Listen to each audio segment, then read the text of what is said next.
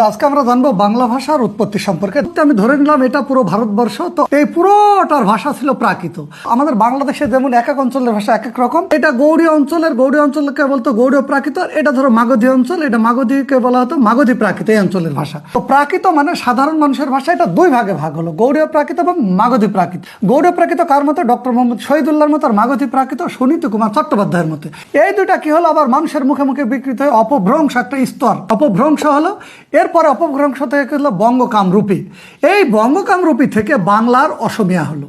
তো যদি বলে বাংলা ভাষার সহদরকে, তাহলে অসমীয়া। তাহলে এখানে আমি কিছু প্রশ্ন লিখেছি, দেখো। যদি বলে বাংলা ভাষার জন্ম হয়েছে এইভাবে এই প্রশ্নে, তাহলে বলবো প্রাকৃত। ডক্টর মোহাম্মদ শহীদুল্লাহর মতো বাংলা ভাষার জন্ম গৌড়ীয় প্রাকৃত হতো। সুনীতি কুমার চট্টোপাধ্যায়ের মতে কি মাগধী প্রাকৃত। বাংলা ভাষার জননী বলা হয় প্রাকৃত, একবারে মূলটাকে। দেখো, এই বাংলা ভাষার সহদর তাহলে কি অসমীয়া। আর বাংলা ভাষার জন্ম কোন স্তর থেকে যদি বলে, তাহলে অপভ্রংশ। আর যদি বলে কোন রূপ থেকে, তাহলে বঙ্গকামরূপী।